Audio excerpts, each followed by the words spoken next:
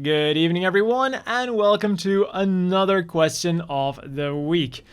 And this time, we're going to be answering two questions. Was it a good idea for Amuro to just be throwing away his beam rifles, and can anyone become a Newtype? So, the first question was asked by Kanraku Cheese. In the original series, Amuro casually discards spent beam rifles while in Zeon territory, often while on the retreat and in no position to retrieve it later, despite being classified tech that the enemy desperately wants.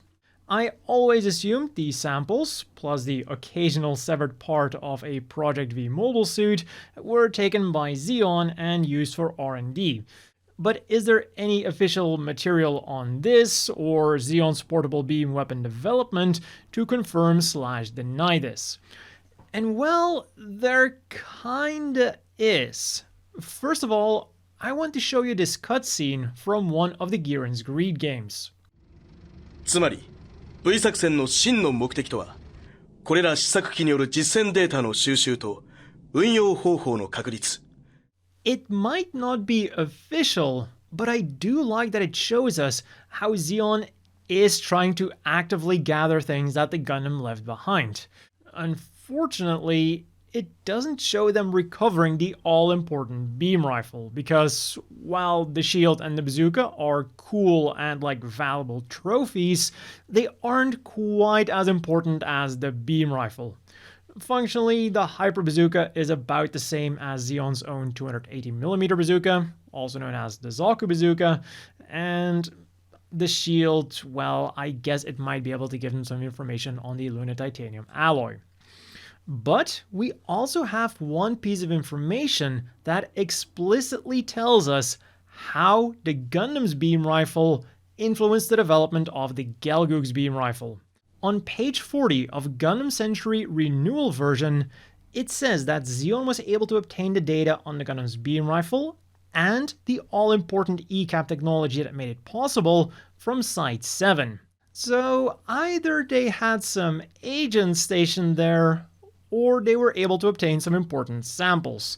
But whatever the case might be, it seems like Zeon already had the information they needed before Amuro started leaving them beam rifles like Easter eggs.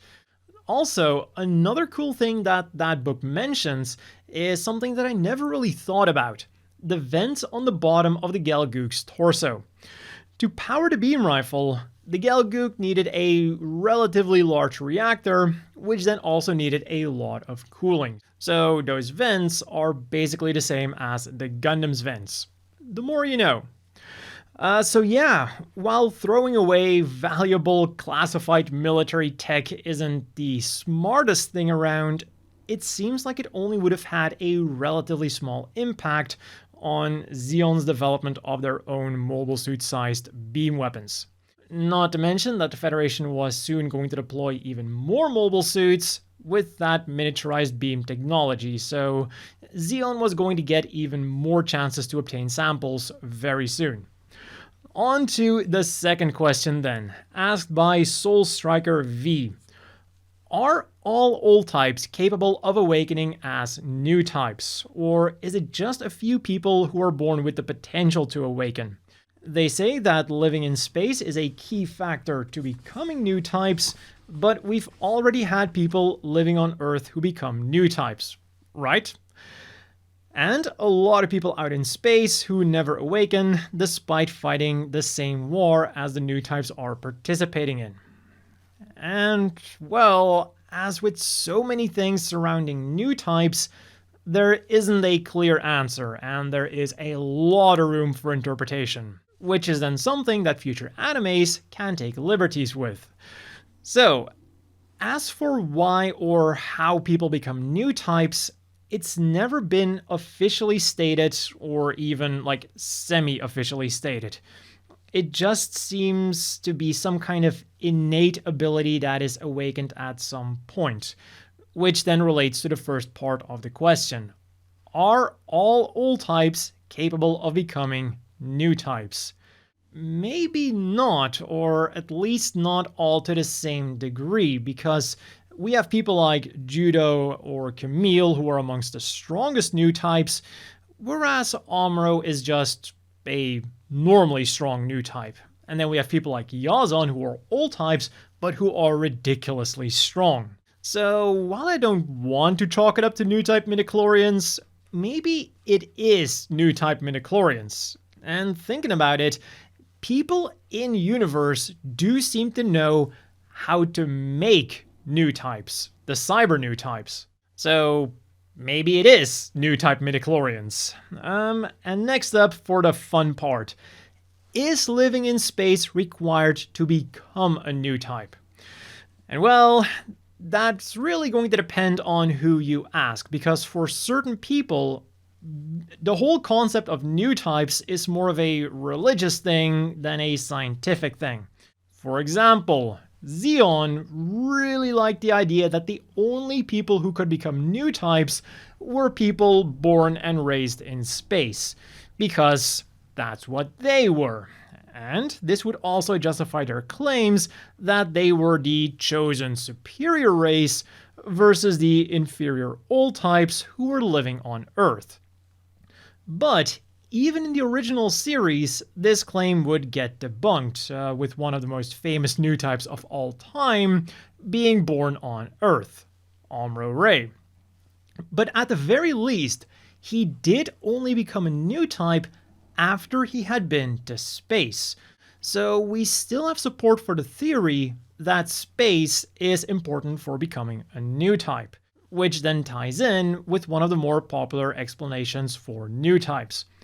As humanity moved into space, they would need to find new ways to survive in this new and harsh environment. An environment that was so radically different from the environment on Earth that some people started speculating that humans would evolve new skills or a so-called sixth sense in order to thrive there. And the people who then unlocked these new skills or sixth sense would be new types. So far, so good. Until then, we get those new types who were born on Earth, who become new types on Earth without having ever been into space, as Soul Striker V alluded to in his question. And while not from the Universal Century itself, one of the most famous examples of an Earth new type is the White Dolphin from Gundam X. And Flipper here gives us two striking revelations about new types. The first thing is that being a new type is not exclusive to humans. Which is also true for the UC, by the way, because in Crossbone, we also get new type monkeys who are inside of a derelict space colony. And they even get their own customized Zaku. And two, while it is never officially stated, I don't think that this dolphin ever went into space unless they're hiding a highly advanced dolphin society that is also capable of sending dolphonauts to space. And from the same series, we also have Tifa Adil, a new type girl who was born on Earth and, as far as we know, never went to space before awakening her new type powers. Back to the Universal Century then, where we have Rita Bernal from Gundam Narrative.